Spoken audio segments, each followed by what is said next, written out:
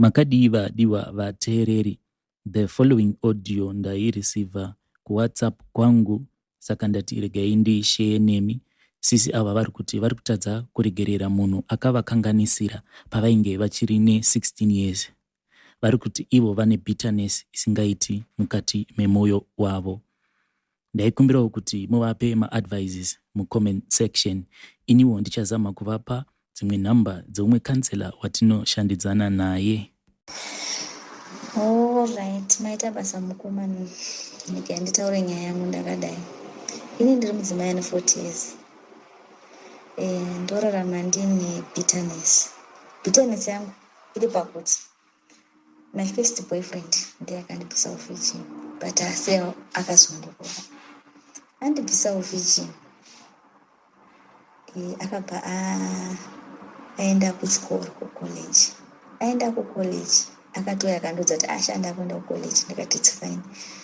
Akatondipromise kuti usazondirwadzisa, chirega ndiende kuchikoro. Ndabva kuchikoro tienda kuronga life tichienda mberi. Ndikati okay, it's fine. But for 3 years I'm third term. I'm third year. Akabva akazonzwa kunzi hatisiro. Mukoma ndakarwadziwa kunozanonzi kurwadziwa nanhasi ndinorwadziwa ende ndine bundu risingaite.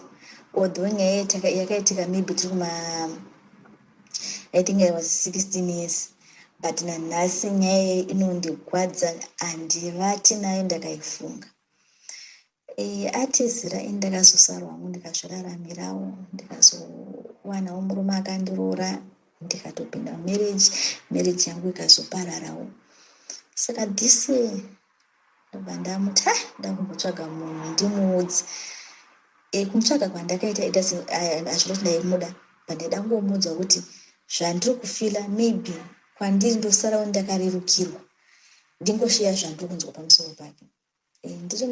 Ndichimutsvaga kudaro pakabva paita nyaya yekuti munhu wandaitaura naye aiva akanditi ndichamupa nhamba dzake. Akabva nditi munhu wauri kuda uyu akashaikirwa nemukadzi last week, then kana auya kuno kuZim ndichamupa nhamba dzako. Ndati okay, it's fine. Then akazopiwa nhamba tikatanga kutaura. Tichitanga kutaura naye akabva anditi ane zvaakataura zvakangondibhobha. Ndamudza ndikati kutsvaga kwandaita ndazonyanya kuti ndokuda because ndoziva kuti uri married, asi kuti ndoda kukudza zvandirofila pamusoro zvawakwandiita. Ndobva ati okay, it's fine. Sorry chichichi zvinowanikwa, but let's continue because handisisina mukadzi. Ndikatomuti but it's too early kuona mukadzi wako zvisina kana emonth zvaitika. It's too early kuti tiite sei. Akati it's just a communication then after tozoronga zvokuita. Ndikati okay, it's fine.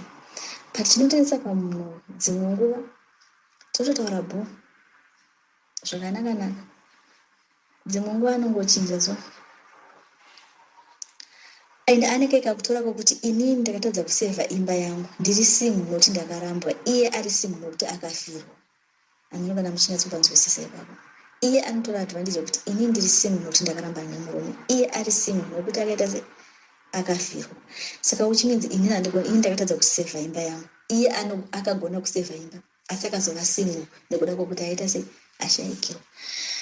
Ndobva ndazomudza ndikati hazvisirizvo, inini ndiri single nekuti ndakarambana nemurume, but sometimes nyaya yakati kuti ndinganyoramba nemurume inekuda kwako, because kazhinji kacho murume akaroora mukadzi ari virgin kashoma kuti munhu iye amusiye and anomurespecta because akamuwana akakwana.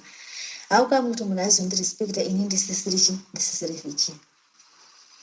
Saka nyaya inondigwadza mukoma zvokuti ndinoshura kuti pese pandombonamata ndomboda kuti dai Mwari angovarombe renyika yake munhira, angovaromba angoenda nenyika, nokuti kungondibvisa ake uvhijini otongondisiya. Aine ndogwadzawo mukoma.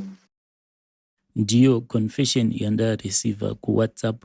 Saka vadiwa vateereri, tinokumbirawo kuti munyore mucomment section maadvices atingapa sisi ava once again ini ndichavaforwardira namba dzeuyo kansela watinoshandidzana naye. I hope kuti vachakwanisa kuita get over this bitterness.